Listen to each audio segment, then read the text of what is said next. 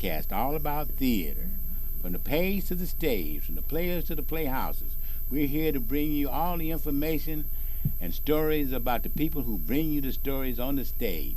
Live entertainment, theater as we know it, and at its best. And we're going to bring you stories about all the different people who are involved, no matter whether they're in front of us, on the stage, or backstage, or writers, producers, directors. All our stories in some way involve people who are involved in theater. And we are so happy to have with us today another entertainer, performer, singer, actress, writer, scholar, does it all, Miss Kimberly, Miss Pinktoes Kane. Kimberly, Miss Pinktoes Kane. Welcome, Kimberly. Thank you. Okay. And Diane, our co-host, as always, with us here today. And we're just excited about having you here and your enthusiasm and your love and spirit for theater. And we're going to get into your story, all about your story. And we're just going to let you run with it. We've been sitting there talking, and some of the things she's, ideas and creativity and stories that she has to tell are exciting and intriguing too as well, and entertaining, of course. So, Kimberly, welcome to the show again. Thank you for having me. And my lead question always is, what gave you the bug? What set you into theater? What got it started? And once you tell us that, we're off and running.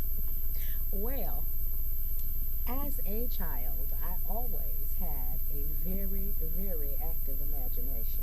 And it's still very active. I was just listening. Oh, yes, yeah. It is. Yes, it is. And I would make up scenarios and talk them to myself in the mirror. Okay. Where I'm this person, I'm that person, and those people are talking. Mm-hmm. I would have a whole conversation going on with this person I made up and this person I made up. Okay. And every television show, everything I ever watched, well, why didn't they say this? How come they didn't say that? Mm-hmm. Well, they should have said this. Mm-hmm. And then I just, I've been writing since I was a child. So the concepts and things that I would write, Mm-hmm. I saw them over and over and just lived them every day. I was always pretending. Okay. My mother accused me of lying, but I wasn't lying. I wasn't myself those days. I was just that person. I was the characters I created. It was just your imagination, huh? Mm-hmm. Running away. So, my grandmother has an interesting thing. She said she knew that I would do something with a mic Mm-hmm. when, well, this is crazy now. Y'all don't laugh too hard, but you know how we used to have the Easter programs. I mean, and the little children would have their little session. I was 4, and I remember this vividly.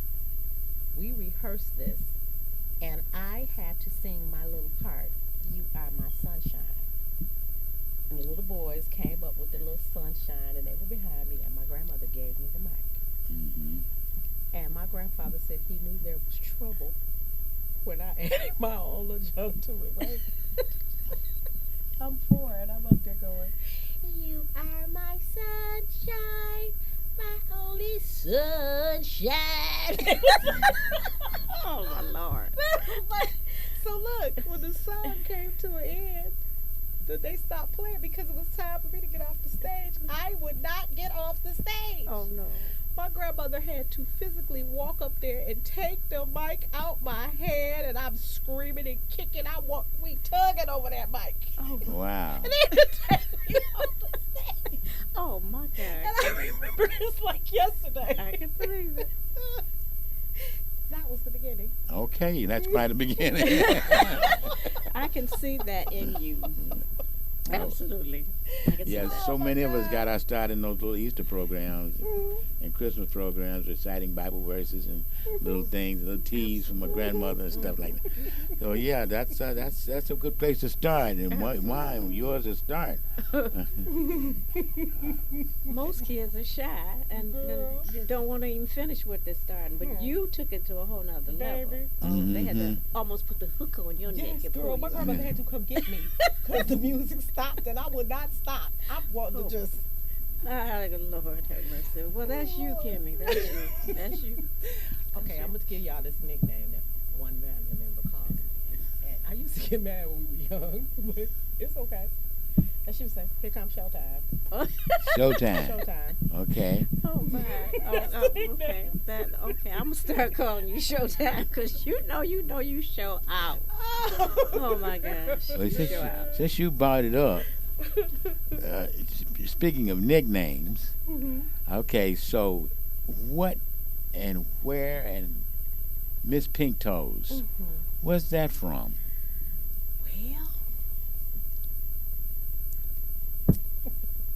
Well, Tell a story, Kim. Tell a story. I used to work in the Penobscot building, and I did mortgages, finance, and all that heady stuff for 30 years. I'm pretty good at mathematics, actually really good at it, but I hate it. So, but that was my living. Mm-hmm. And we were part of an all-women's mortgage company. It used to, I'm not going to mention the name because we all fell out because, whatever. But I used to have to walk through the back of the Penobscot building. Mm-hmm. And the door that we used to come in, I was late every single day. I'm usually not on time for something. So if I'm on time for something, man, y'all better be giving me some props because I'm always late. Am I always late? Yes, you are. Okay. Okay. I'm glad you made it on time Honey, today. if I'm on time for something, it's because I love you. I love you. So see, I love Diane. And we love each other. Uh-huh. This is my sister. And so when I try hard not to disappoint her. Okay. Cause I just hate to see her when the sun go down out in her eyes. It's a bad day. Okay. But I come in the back door every day, and there was a barber shop back there. Mm-hmm. And WJOB used to be in the Penobscot. Mm-hmm. And they used to keep these shades all the way down at this barber shop. The men in there were watching the women's feet come in. Oh my God. Right? And so there was one particular very famous disc jockey, very famous in Detroit, that worked at JLB. Detroit basketball. Well, he used to watch my feet go by every day. And one day he decided he was going to say something to me about who I am. Mm-hmm. Because I've always loved shoes. I know you wear shoes. And I always wear this electric pink toenail polish. So as I'm walking in this one day and I'm running in because I'm late, he comes running out, hey, Miss Pink Toes. I turned around and I stopped and we introduced ourselves and we talked. And when I got upstairs, they said, you have to create an email, a unique email for yourself. And I said,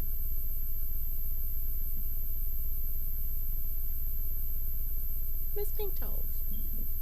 Yeah, that's been it. Okay. It's a cute story. Okay. I love it. Okay, and not anything with theater, but I've always been curious, Miss Pink Toes. That was before I even got started in theater. Mm-hmm. And then, just over the years, people would always say something about that electric pink I used to wear on my toes. Okay. And people always, heard the one with the pink toes. Mm-hmm. It just kind of stuck. Okay. So, that's how it happened. Okay. Okay, back to theater. What was next? What was the you just said before you actually got into theater, your background was in mortgaging and finance and money. Mm-hmm. I did middle market, high finance, 2.5 million and above, residential, commercial lending. Okay. It was my job to do cash flow analysis, debt service analysis, and now they call it forensic accounting. Okay. But I can remember being stuck behind a desk, Mm-hmm. analyzing business 1120s and personal 1040s and all affiliate businesses. Sometimes they would have to hire me an assistant. I asked this one fellow, I said, look here, it's my job to figure out where your money comes from and where it goes. Mm-hmm. And if you can afford this loan, and I have to get it for you. I have to create a composite and a bio on you, your company, your finances. You got to tell me everything that you would think will not get you this loan. And I need your business 1120s, your 1040s, not the ones you show other people. I need to see the ones that you don't want nobody to see. Mm. Because I am the number girl that's got to fix your books. Mm-hmm. Okay? I hated that job. But I used to say, Lord, why am I sitting here with no degree? At the time, I had not been to school for that. I was good in mathematics. Mm-hmm. Lord, why am I in a job like this? It's got to. I hate it, but I learned and I was able to apply it when I began to do my own enterprises. I looked at the way big businesses did theirs and I began to apply it. That's where I came with a concept, self-directed finances. Mm-hmm. And I started using that to fund my stuff, to approach theater in a way, because you know most things are financial when you come down to the bottom. Absolutely. Especially creative endeavors. Mm-hmm. Because most times people will not believe in your vision. Mm-hmm. People are not willing to invest more than you do. Mm-hmm. And if they do, it suddenly becomes their project and not yours. Right, absolutely. So in order to keep from, I had a way of being able to connect the marketing and the dollars Mm-hmm. to make a circle. Okay. Self-directed. I took what I learned there and put it with theater. And Diane and I did a production on a shoestring budget, did we not? Yes, we did. And we were able to.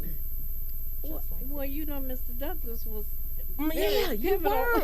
My goodness, if it wasn't for him, we wouldn't That's have even right. had dudes up and running. Absolutely. Okay, that was Dudes. Yes, Yes, sir. it was. Yeah, that was a good production. Yes, it was. It Yeah. really was. Yeah. It wasn't where we desired it to be, but we knew we had something that was workable. And Mm-hmm. so, yeah. What was your first play that you did? The first play I ever did probably was a production in 4th grade.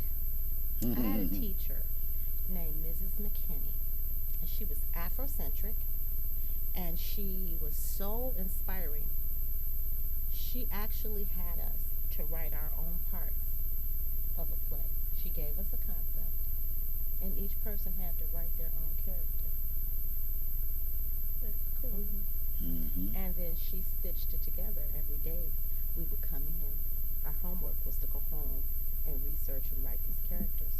So once you decided what you wanted to be and who you wanted to be, Mm-hmm. then you had to come with all of the background for this person. Now y'all will never guess who I was an old lady In the 4th grade. in the 4th grade. What? I patterned this person after my grandmother. Oh, I love your grandmother. My grandmother had some of the craziest sayings. Mm-hmm. And I loved imitating her. so I made my character a old lady named Mrs. B to B. Oh my I goodness. don't know where I came from. Mrs. B to B. Mrs. B to B. Oh my goodness. Okay. In the 4th grade. And Mrs. B to B was the lady in the neighborhood who sat on the porch and knew everything. She saw everything everybody did. Mm-hmm. And I remember my teacher pulled me to the side. She said, Kimberly, I said, well, who is Mrs. B to B? Because you know you can't quote things people say without asking them. I said, nobody said that. I said it. And she said, where did you hear that from? Oh my goodness. But my character, and I remember having a gray wig, Mm-hmm. and we stuffed me to look like an old lady, and I would come out And Mrs. B sit on the porch, and she always had something to say. And that was my first play. I Wow. can't even remember the name of the play now, but I remember my character was Mrs. B. Sounds like a play I wrote. Sounds like Grandma Rogers' neighborhood. You're watching WJZZ Cool TV, Curtain Call, our podcast all about theater. So while you're watching, please give us a thumbs up. Make a comment. Tell us what you think about it. Invite other people to watch. If you know people who are doing theater, let them know about Curtain Call on WJZZ Cool TV, the coolest TV station in the world. So we can get them on and tell their stories, or they can get free advertising, so we can market them and encourage and grow theater in the city of Detroit and around the country. You're watching Curtain Call on WJZZ Cool TV, the coolest TV station in the world. Now, back to that character. I wrote a play called Grandma Rogers' Neighborhood about the same thing, about an old lady who would sit on the porch, and what she would say to people every day that pass by, always be who you is and not who you ain't. Because when you is who you ain't, you still ain't. So, That sounds like something your grandmother That was would done say. it. so yeah, and so that was all about, but I wrote that specifically for an actress who was already 75 years old. Okay, so now Okay, we so can't pretend. this is live theater. This is live on in the is. studio, people. So So give me the phone. People don't know. Sorry, honey. People don't know that I'm on a podcast. text them and tell them to tune in to the podcast. They can watch it on YouTube. Okay. What is it? What is it? WJZZ Cool TV Curtain Call, and they can go to YouTube and pull it up now. Okay. Now what is it? WJZZ. Cool TV Live, Okay. and they're looking for Curtain Call streaming now from 5, streaming at 5 o'clock. Okay. And our special guest today is Kimberly Miss Pink Toes Kane. Okay. Tune in, and I'll call you back. You gotta love live, And this is real, right to the moment. right? I see Okay. you like pink too. You pink. Yes, pink is my favorite color. I got a story about that too. Okay. Want to hear it? Every year. If it relates to theater, we want to hear Okay. it. Every year for Easter, my mother used to buy me something purple. Purple is okay. It's regal, but it's dark. I like bright colors. I like sunny things. I like bling. I like stuff that blinds you. Okay. I love it bright. Okay. My mother would buy me some purple every year. And one particular year for the Easter program, she bought me something purple. Again, I opened up that dress and cried. And my grandmother was like, "What the devil is wrong with you?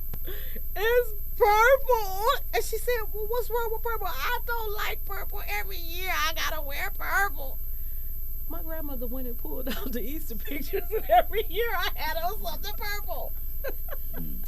So she went out and she said, "Well, what do you want? What color do you want?" I said, "Any color other than purple." She said, "Now, if I come back here with something that's not purple and your lip is out and you crying, I got a switch for you. You better tell me what color you want." Pink. She come back with the most beautiful pink dress. I love pink. Okay. I love never, but and I'm a flower person. I love flowers, and I always gravitated toward the bright ones, the pink ones, roses and lilies, and I mean, I've even posted pictures on Facebook of me 2 years old. My mother telling me, "You better not get on that wall." Well, I didn't want to climb on the wall because I wanted to climb on the wall. I was after the flowers, and they were pink. Okay. And she's actually got one picture where I'm contemplating how I'm gonna get up on the wall without getting my little legs torn. And the next picture, somebody picked me up and put me on the wall, and I'm leaning, grabbing the flowers. And I put that picture up, and a lot of people laugh because they say that looks still just like you today. Well, I mean, pink flowers, brightness, sunshine.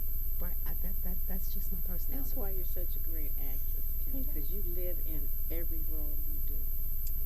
Okay. So, what are some of the roles you've done? I have done old people. I have done little bitty people. I have done scholars. I've done one of my most interesting roles.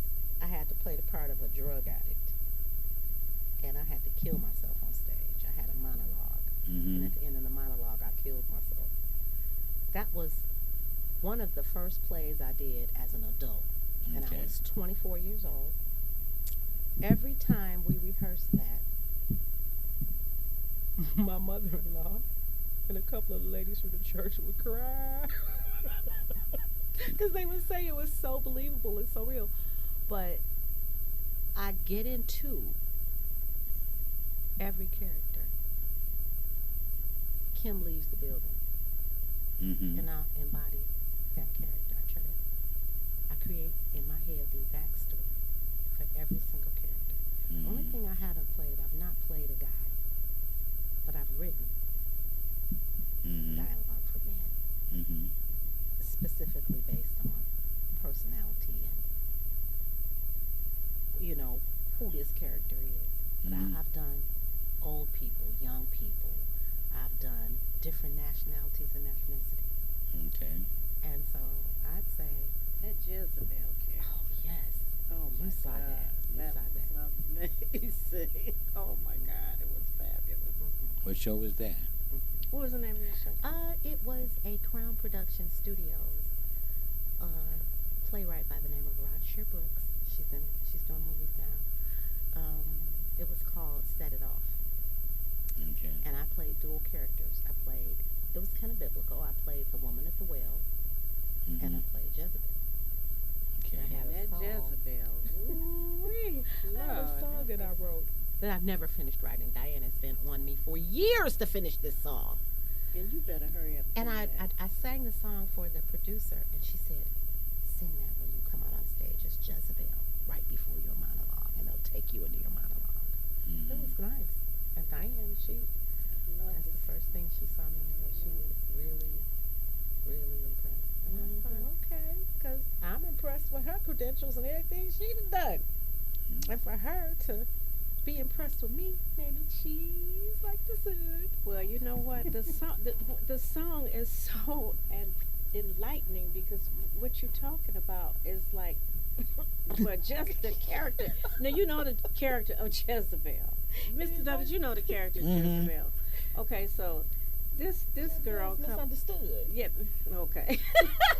Anyway, the song that she has written for Jezebel is just like if Jezebel was able to come out and sing and tell a story about her personality. Mm-hmm. It absolutely like the sidewalk is gonna turn red every step she takes. I'm like, man, that blew my mind when I heard those lyrics. Mm. Amazing, absolutely amazing. She is incredible. I've seen her do so many different characters. Mm-hmm. But when she did the Jezebel, that blew me away. But when she actually did Eartha Kitt, That's you did Eartha Kitt in Yes. Dudes, Yes. right? Eartha Kit and Dudes, my dear. Oh, that's right. yes, she did. She did the doggone thing. She did. I love my characters. And I like I said, I not only do I research it, I live it. I try to think of Mm-hmm.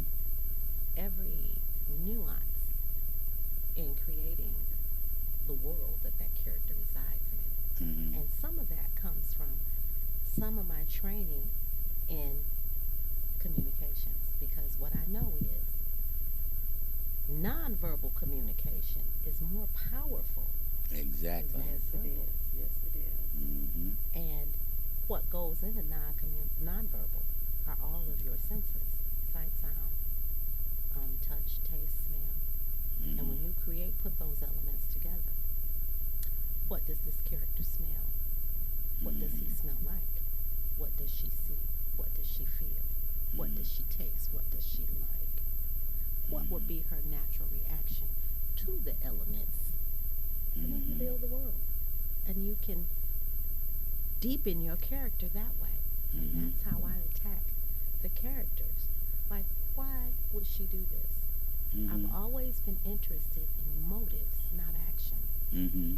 Because if you came and told me, girl, Mr. Douglas ran his car into such and such and did, he went in there with an assault rifle, he did this, he did. I'm not surprised that he did it. I want to know why he did that. Mhm. Because sometimes people's motives are the craziest thing. That's true. And Mhm. when you understand the motives, you Mhm. know how to stay away from them. You know what they want. You Mhm. know where to get off at. You know where to enter. You know what to say, what not to say. Mhm. You can kind of create the world that those motives emulate from. Mhm. And so, in doing characters, as I'm writing or creating, the characters take off on their own once I have that composite. Mhm. And then I act within the boundaries of that. Mhm. That's how I do it. Okay, we're exploring a theme here.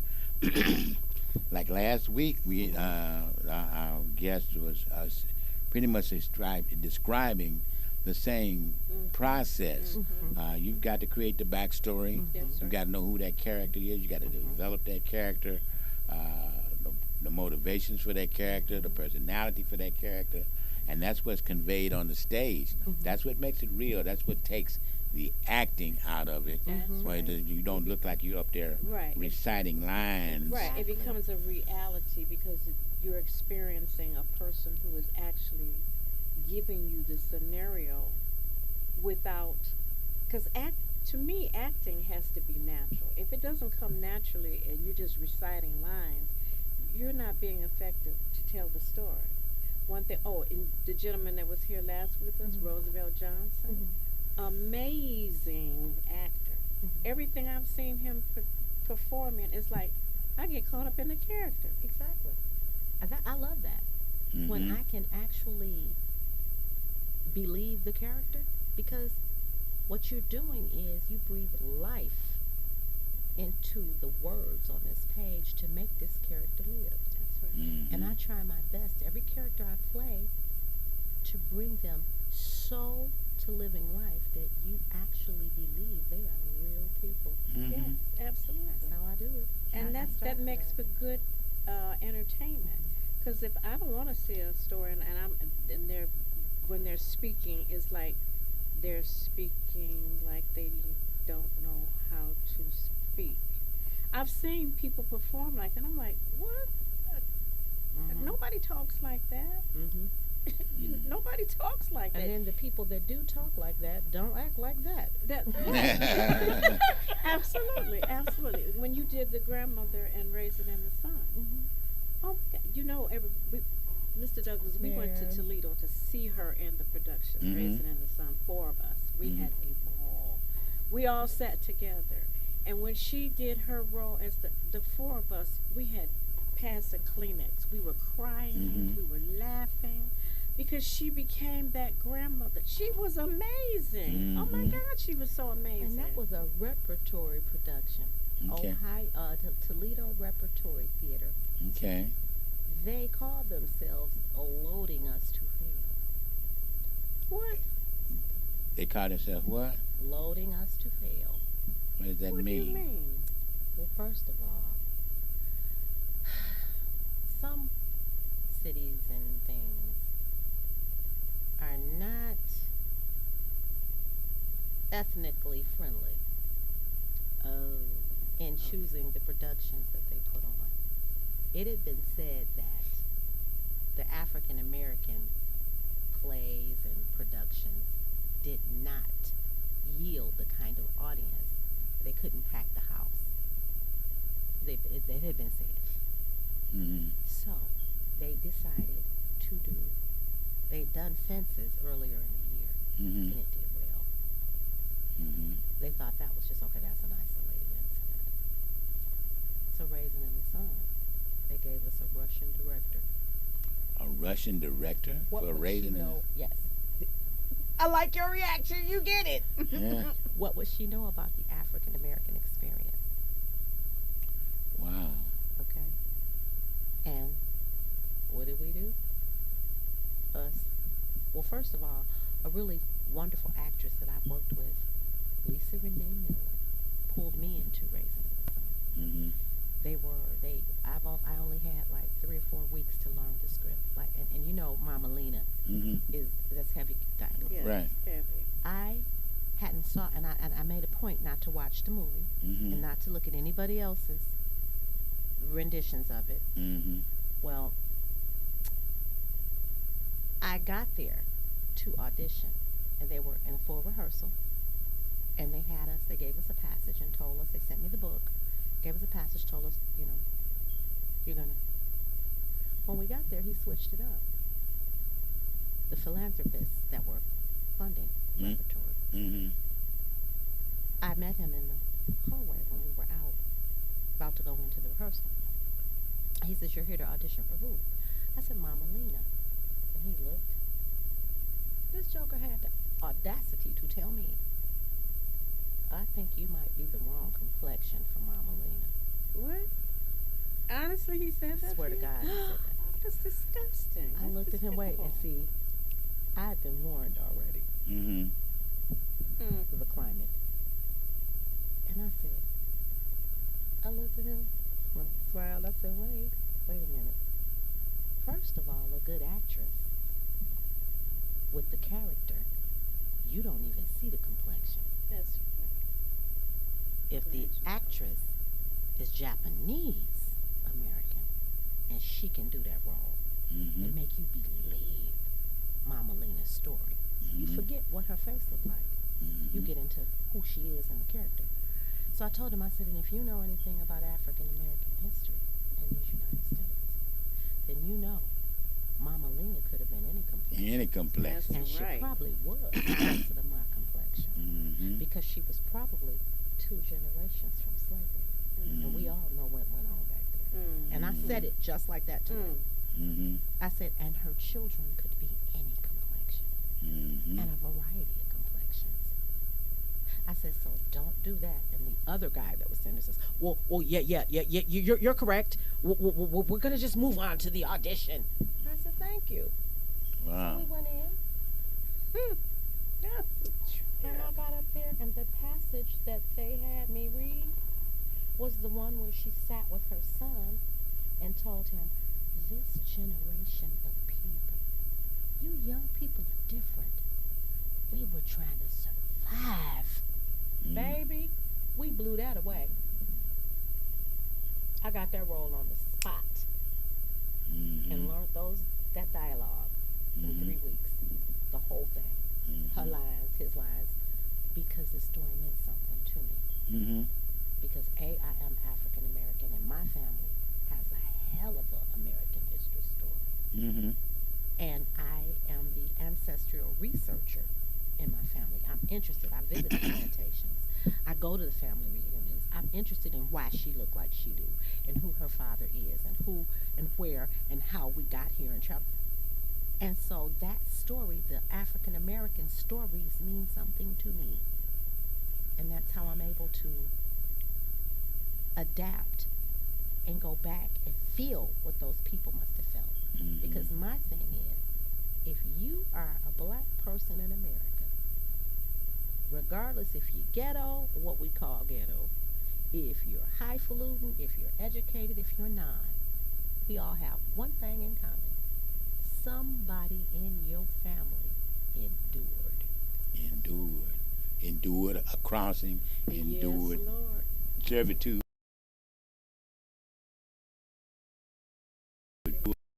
At its highest level on WJZZ Cool TV, the coolest TV station in the world, streaming to you live at 5 on YouTube. So tell your friends about us. Give us a comment, give us a thumbs up, and let everybody you know that's into theater, that loves live entertainment, that knows actresses and actors and musicians and writers about Curtain Call. You're watching Curtain Call on WJZZ Cool TV, the coolest TV station in the world. Now, you were describing a theater company that has a stereotypical understanding of what black theater is, and no appreciation for it. That is such a, I hate to say it, but it's just racism at its highest level. We're gonna keep it real. You know, racism is alive and well in America today, right now, with a leader that's promulgating racism at its highest level, and you're gonna find in all aspects in theaters not to be excluded from that racism.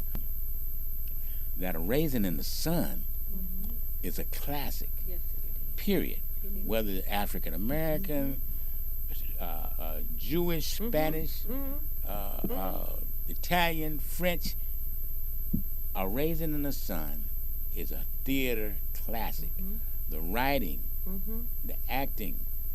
Well, you got to start with the writing. The script is undeniably a classic. Timeless. I've done it a couple of times where I performed in it and directed it. So they didn't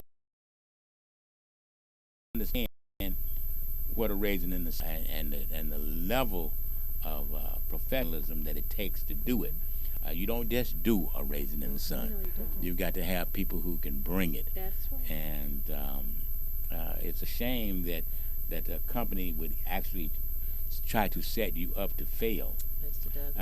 Not understanding that we don't go like we don't roll like that. No, We don't roll like that. We don't roll with failure. We're gonna bring it, and we're gonna bring Every it better time. than you can ever think of us That's the bringing it. truth. That's the truth.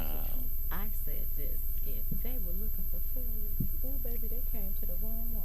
They sure did. Did we do that? Oh my God, that's why I brought it up, Kim, because we all were gonna support you anyway, because you know we love you and we want to see you at your excellence and your best.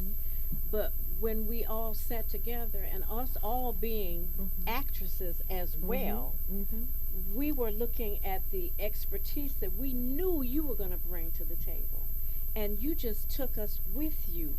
I'm so serious. I mean, I was like so excited because I've seen Raisin in the Sun probably 50 times, and each time I've seen it, I've seen a different presentation of Mama Lena. But when you did it, it was like you said, you come from a family that had to travel out of a state so you wouldn't be executed by the racist people in your hometown. Her story is so empowering, Mr. Mr. Douglas, her story is so powerful, how her family came here. And she's got mixed lineage in her family. Don't we all? We all do. But when you know, and you're an actress, and you know what your people have gone through, and you hear the stories that your family went through and survived, you know you are you're experiencing something that the average maybe black family won't experience. They only go by what they heard. But you came from that. Your whole family came from that. Okay, I'm curious now. You got to share a little bit of that. Please, Kimmy, tell me a little your bit about background yourself. story informs who you are as a performer and an actor. So let's hear a little bit of that. Well, it was said that, and I researched it. My grandfather, my father's father was born in 1904. He was the last of the youngest. He was the youngest child. His mother was Caucasian. She got caught fooling around with the black man that was hired for their whatever it was. I think he was a high official in the government of that town. And once it got found out that they were fooling around, they got chased at gunpoint, and they knew that the family was going to be lynched. Somebody, I think the father, he killed the white sheriff at that town in a shootout, and then they had to run up here.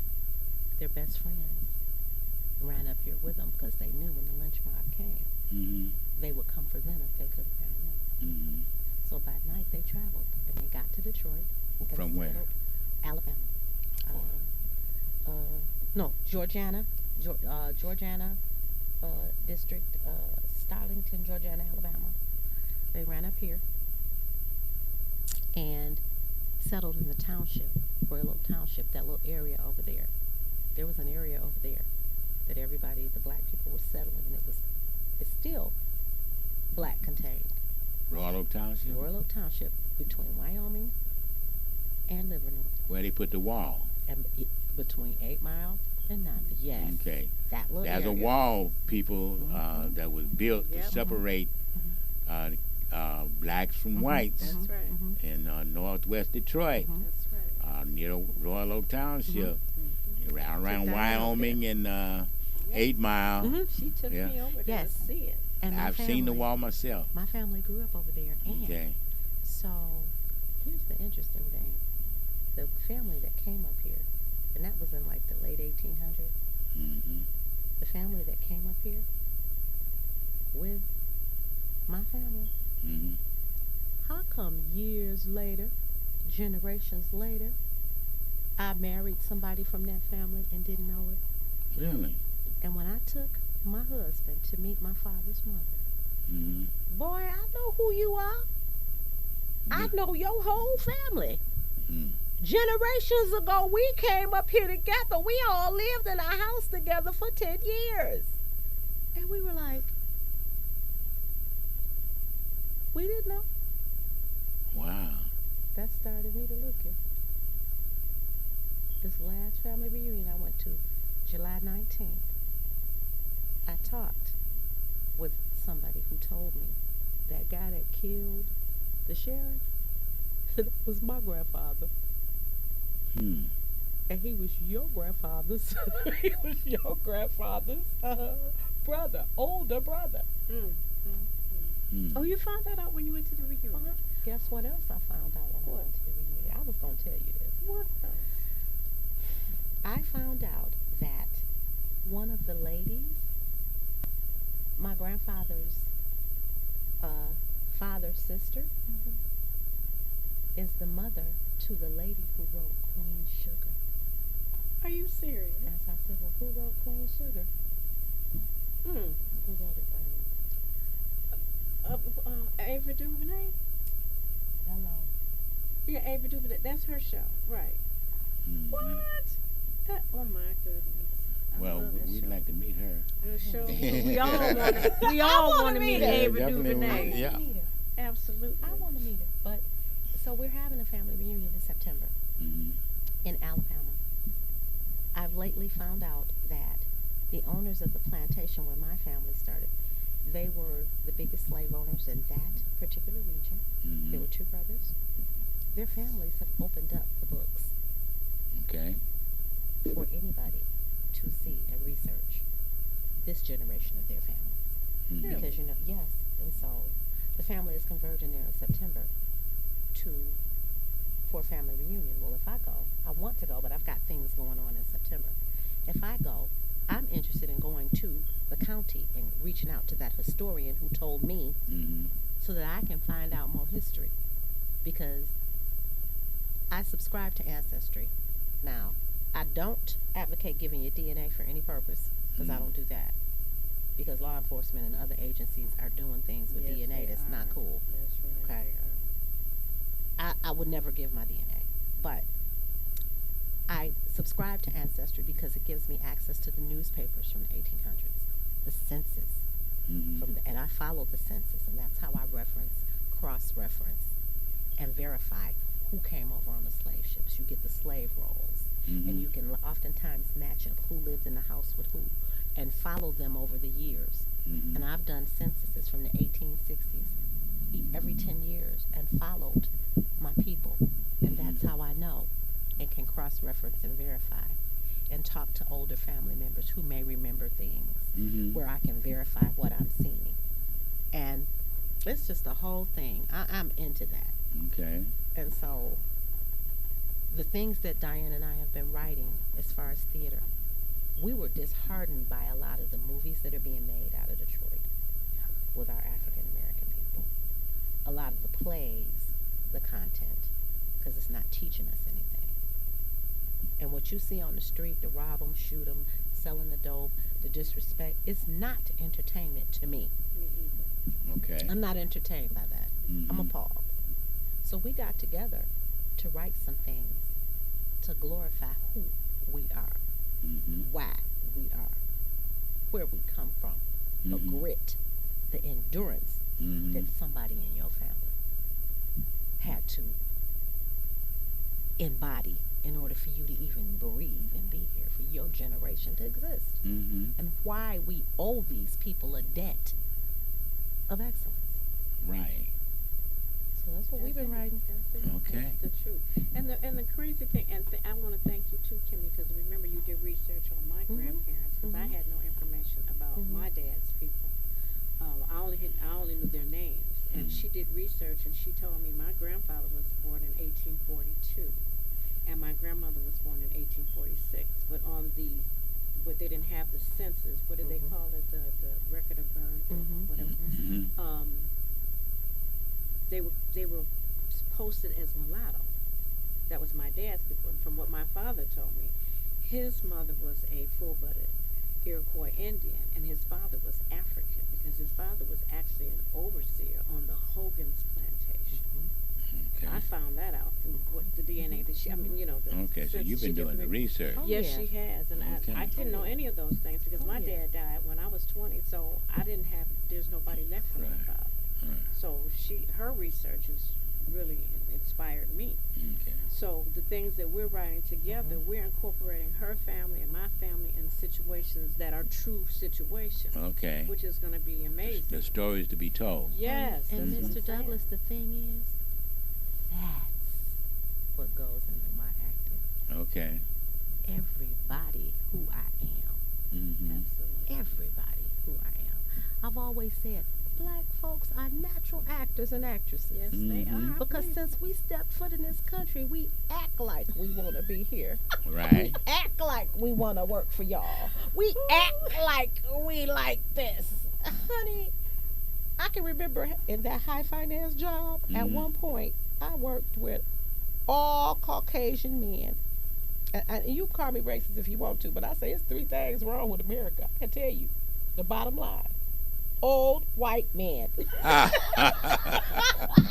That's the truth. But here's the thing: I worked in an environment where I was the only African American and Mhm. the only African American woman, Mhm. one of three women that worked in this finance. Mhm. I had to know my stuff, and I am very good in mathematics. Okay. I don't like mathematics though, because I don't want it take too much to think about it. Mhm. I want to think about what I want to think about. I Mhm. want to write jokes. I want to laugh. I want to act. I don't Okay. want to be sitting up here crunching numbers, Mhm. but I had to be good at it. One thing I learned: long hair, short skirts. Mm. Know your stuff. Baby, when I walked in there with my clipboard and my numbers, numbers don't lie. Right. Oh, you can skew statistics. Mhm. And if you smart, you can really skew them. Mhm. And you can spot the skew if Mhm. you know how to skew. Mhm. Baby, when I came in with my numbers, they couldn't dispute me. But Mhm. one thing that I hated was the condescending. Mm. Okay. Well, I Okay. sure like to. What you want? um, you're watching Curtain Call on WJZZ Cool TV, the coolest TV station in the world, streaming to you live on Facebook. What's next in the area of theater and performing for you as we wind down today's show? Diane Mathis and I, like I said, we use these stories and who we are and the Mhm. people we've been all through time to write, create, and produce a different kind of content Mhm. for a different audience. Okay. We want some truth. Mhm. We want some real theater. We want some grit, some acting, Okay. some realness, something to be proud of, right? Mhm. So we're writing, we're producing, and the movies that we are taking our time and baking, slow baking, Mhm. I hope, I'm gonna say I want to draw the kind of audience that everybody can watch it and everybody can learn something and Mhm. everybody will dialogue. Right. That's what I'm on. Now, I have been in a couple of movies as of late. I've got a movie coming out in December called Tony's 10-year Christmas reunion. I recently did a movie with a group of ladies, Her Patio Productions, wonderful ladies. Okay. You should actually have one of them or the cast or Okay. the production. I look forward to that. Yes. Yeah, hook us It's up. called Say Grace. It's going to be on Tubi upcoming. I don't know. Okay, I think when. I've seen some of that I got a chance to advertising play for that. a really funny character because I like to do comedy. Hmm. I but basically my love is the plays and bringing more life into dudes because we Yes, want to do that as a movie. Okay. That's it. Oh. I'm just working on writing and making true grit things. And Okay. her Our time is up for today, fantastic folks. We've enjoyed. This has been a very interesting, different kind of show today, but it's all good because it's all theater. Yes, it It's is. all about life. So thank you for watching Curtain Call today, and make sure to join us next Monday at 5 o'clock on Curtain Call, live on WJZZ Cool TV, the coolest TV station in the world. Thank you and good night. Good night. Good night. Cammy, you're so funny, girl. What? I just love you. You just crack me up. Mr. Douglas, I'm telling you. Well, I brought the tablet so that I could read him an excerpt. Oh. Cookie Jar Wisdom. Oh. Mr. Douglas. Do you have time, Mr. Douglas? Yeah, I got